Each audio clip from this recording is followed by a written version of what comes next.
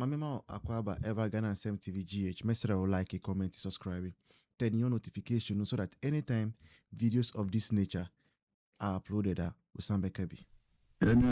Arampacho na ho tisenyo. Nyame adom.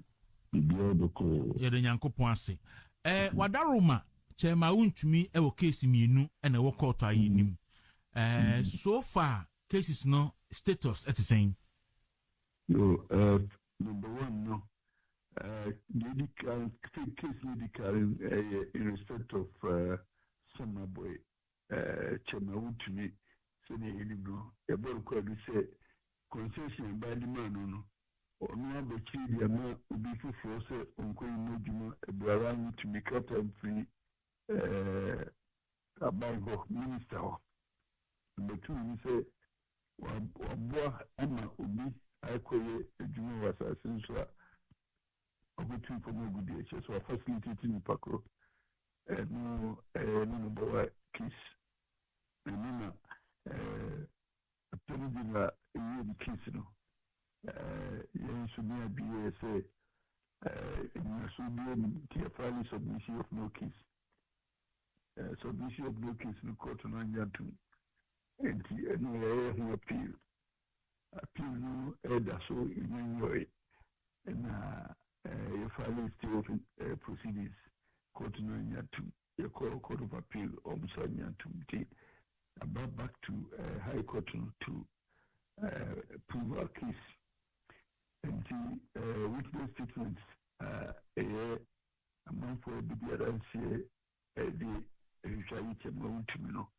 a building on my Chairman Wontumi, Homa, on Wakasahune, the company of Fena Kuntamis. And opening back home, a friend go engineer go machine,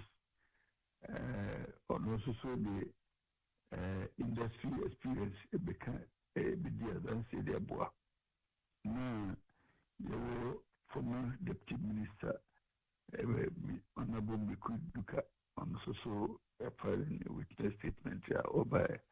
any pandemic, as I say, the witness statement, the Bakuni, Honorable could be documents, and Honorable need to go to prepare witness statements.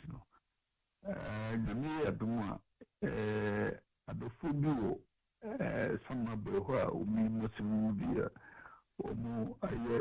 say, on Babidia than say the Abua Chairman Wontumi. To also say, and second woman, which they do, and also the one symbol, but I'm not penny for among who can be the other than and maybe not and cut out the assembly the chino. And you have done it in my court to home, my court to get to and cut out the bed. I didn't touch him out to me as a near the key. And one in that, if I shall say, defense team, so a kiss. Now, the court to be on the 14th of being, as I say, started to say, great defense. And she asked the game plan,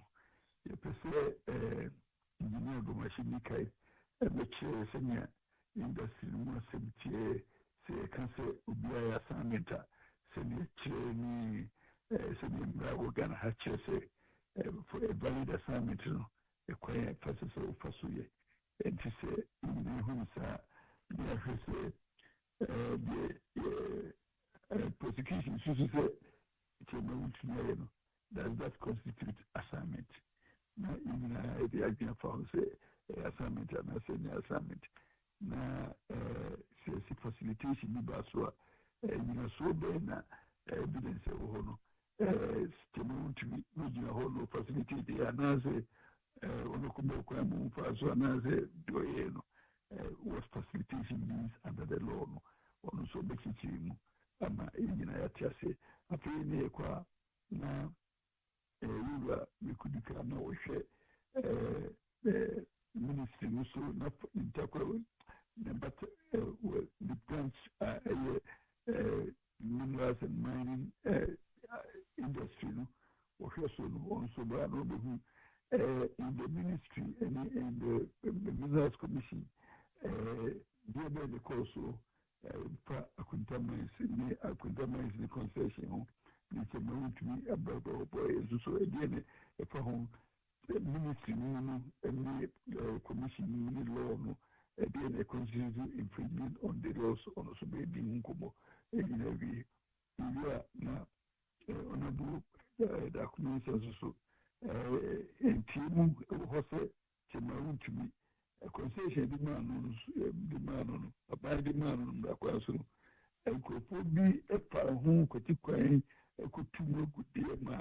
to move to cry a home petition call, Security Council, and now Security Council 20 hours second, almost to an movie, and my teaching to be our moody said man on the other. I may like I say, could be that's so to good dear Chairman Wontumi. Concession and the democracy of Buano, documents are no chairman of the rest second of a announced the home combo, the Chairman Wontumi, the company now, and in a moment here, and the problem to Munini Mobile in House of America, the Chairman Wontumi, sitting on the car, and say, this one has so on Subabica. And in the China, you better say, oh, my chicken will be. It's a common. Almost Babica, so, Chairman Wontumi, or Paho, and now baby, and now, or my other, and I said, be a woman, and I say, and you're not a course, Chairman Wontumi assassin, or my chicken will be, almost become myself. You are and the Chairman Wontumi about the Katakatani, so also becoming from the body near the and strategy, and I'm there to help you quiet the Pasua, the strategy defense. All right, that's a thing in a mono, Nipado by saying, I'm more from. So said, not any pension and a movie, your minister for sure, I become. Okay. Na nuya na Chairman Wontumi kaona ayidu. Ayi pani do. Okay. Na wadaro ma sendra mi publication bi obe. Yes ye tu na de so. Na se na nko hini bi atimi kasa de akokodi ki hia wo hini. Ah. Se sein ena nko hini bi akasa de a enki hia wo hini ewo kuro bi so. Na enra me tie kakra no ho me kai se da bi me hu na yi na me hwe hela na me tie be 30 seconds na me kai se oh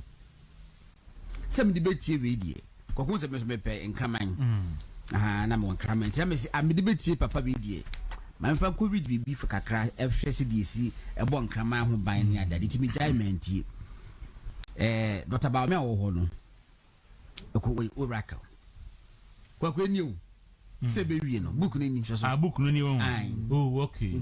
okay I see book ni be se be wie se am ko hwe de akwa do chire no mu ka chire no e se ron baby na ye friend intense na me se mbiku no na ne papa yira e no ya na jo so ko hwe ne papa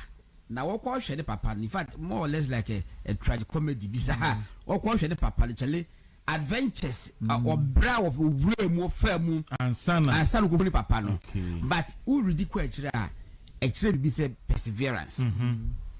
adia wo hwe bia na mu ani wo yire wo kwaku ko hwe na ye just baby ni ke kokuno na emwa bo behwe no jata no wa fudua na wa hwe bese na wa pita gobo so no mo adwane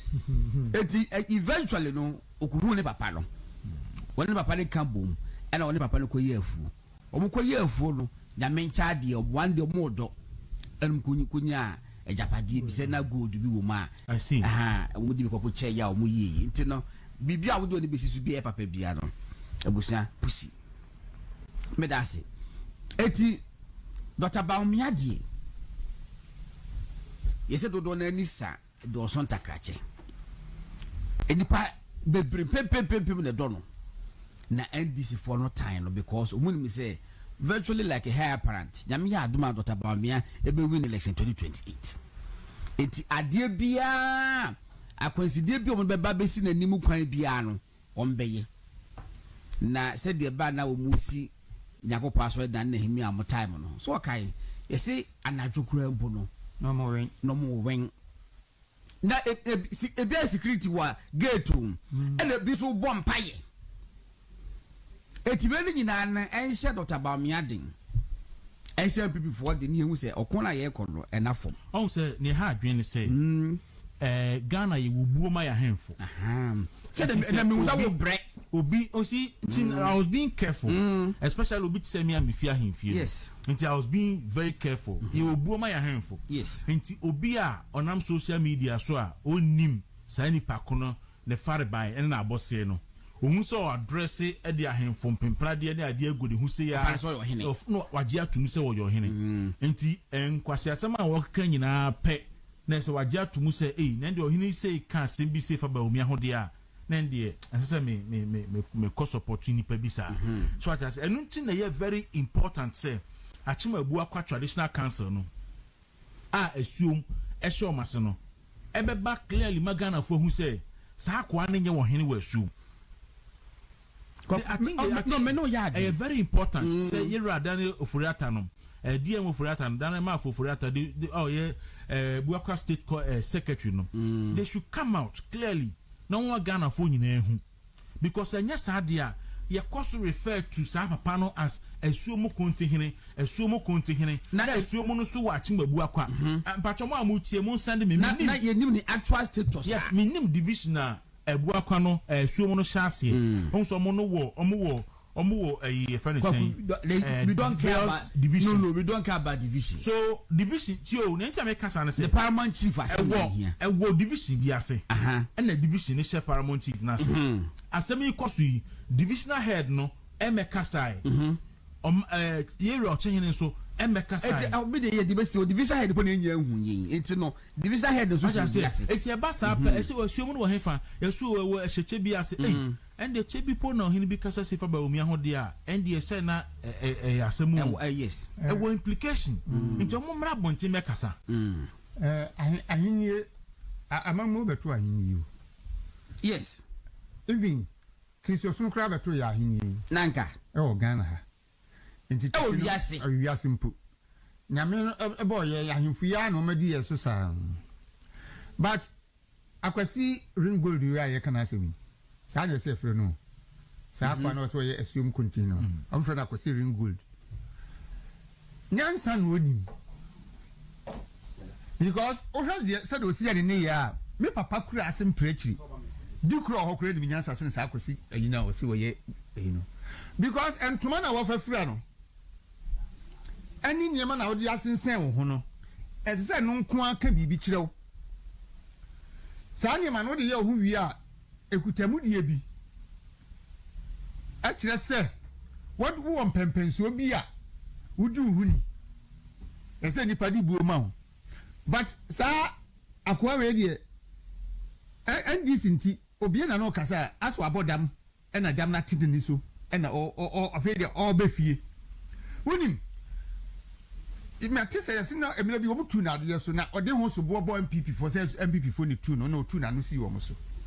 abayi ba ya wo cheche position o mama no bi o mama no bi no e no frefre bloggers e ko ni fie e ho no kotati ye sa okojina so pe council of state East region okroma o man to amano enti o mama no hwe no e no ko fa bloggers no na nka ye che position na ya ma wa na wo ataka obi a anya wa ba na otake wo mo we de Dr. Baumia no fa bloggers no begina nanim ana otisi ni so no atake wo mo se de be ya adwo Mahama ana ni nkrofo wo say akwai o ya adwuma ma ye no oda so ya adwuma ma ye nti ya hwe no yie enti akodi sa nkwase asem no wie no ana o mo frɛ no ana o mo ye no board chairman Ghana Essence Commodity so se de ben ana o mo ye no board chairman enti wo ko jimi no de akope position but ye be se MPP mpanimfo gentility no mo mani nsi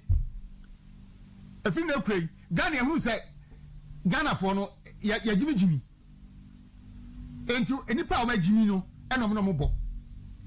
ennes obi ade ne ho to gata mu a MPP for so de ehu beto gata no bi ya mpesa panimu bi ebe frɛ ena sa ansem munya aka ena sa munya sa ade ne ye sa mo pese mo ti mo de MPP ya asɔre a mo mfa nya asɔre but some of you sorry na a political party a yɛpɛ power there and they say this ni Jimmy na people for nkwa dan so so no mo ka bia munye din no mo nka because I was ring gold no ni Jimmy na wode ti asuom ho na wode abɛyɛ board chairman na wode di nkwasasɛm no yɛntumi ntina ho ama no nkoso wono ni yɛ baba ne benya ni monyam te sɛ Dr. Bawumia ansa na wiase asɛn ɔno wotu hɔ Jimmy ni sa no ɔno no ɔbɛn Bawumia no atumi akɔgyina baabi na ɔkeka nkwasasɛm na obi ka bi atwena na aka sɛ ɛna munya na MPP fo de ɛnyɛ saa na yɛtete yɛ sɛ ɛbrɛ dane a wo so da no ho bi ɛfiri na ɛkɔ obi a ɔbɛgyimi sɛ ɔbɛsɔre wɔ Dr. Bawumia so biara no ɛne yɛne no deɛ bɛsi sɛ President Mahama no obi ka ɛkeka nsɛm wɔ fa no ho a aka yɛnkyere no anaasɛ ne yiri a yɛnkyere no moti hɔ ɛna wɔne yɛdi atam na mo no mo ɛhwe na obi ti aburokyire na ɔdi President Kufuor atam na ɔfa ne ho adi ɔba Ghana na National Security Board no ban abanfo sɛ yi ne ɛnyɛ na ɔman Ghana mu na wo dwama ma ɔka sɛ bɛtena akonnwa nso kɔsi sɛ wiase bɛsɛ ya na dwama ma ofi sɛ akonnwa na wote so Jubilee House no ɔbɛtena so kɔsi sɛ wiase bɛsɛ da paafo ɔte sɛ mo muti abuba ban mu a muntumi nya japade bia President Kufuor si Jubilee House am tɔda mo keka nkɔ asɛm yɛsi wie yɛ deɛ mo na mo di ka kɔtena mu ale na mo de mo Ghana mo pese mo fa ni se de mo japade mo de mo asem mo lance se mo de mo kan kwa asem mo di nkwa asem mo ye bibia mo pe obedience so ye bi de say na mo ba nsa wo mo se hine o se yoko ho a mo ko tretrim na mo nchi obi ankogum na nkwa asem na ya do so o Ghana ha dodo ha adwen ti yese o se yese o se kwa ben ase yese ho ye jase nti jase o chima jase division no ho no se nti kwa ben hene anye ne mpanifo ye ka kire mo Mumra bonten na achimagbu akwa traditional council so mumra bonten na Ghana fo nyina hu se saa akwa no onye hene enye saa de a mumma kwan e ma ne hide under moyi e de eguba omia hu fia na make nim gu ase e ba bi beka mo enti ya munye very careful na godon onye no ano kwaku eno ano because ye isi di wo obi di wo hene bi atema e ka ehimfo wo man Ghana esa dem ma emudie no eba fom yes enti ne yebesere mun ka bibi enkyere no se obi te se na nado dan kwaku fado former president obone bra kama na wunya a character like this na otimi ka asem didi na temu a emfata former vice president na otimi didi na temu a emfata esa na you open doors am obi a so Dr. Bawumia na se na kwaku fado no obetimi aka regardless of atade enem tuma kuntunku ale ba hyehyɛ wo ho ne enka wa gugu sense wo ho ne ade alomi we sense ni ku alomi o o ben ni say pedesha o pamachi say ba alomi beti go pa na ne enti kwaku me de papa we die I think say right order right you know call na wa make it say what hene anase ijase hene no ne nkasa kwa benfo no ne nkasa na anye sa so ma public statement say sa die bi onye so that people will deal with him in that as an imposter na owura Mahama nipa say na why in board chairman na ya ho we say binyansa be nu na odi ko board chairman obi o ka say Jimmy zu say na kwa na board chairman the kasa no wo ye self styled ya tu na de azu and he still parading himself so you were him na kwa ye onwa sampa any pa sampa hine na ni di ni nkrata mu no one and this for the bomb ni jeja e tramfo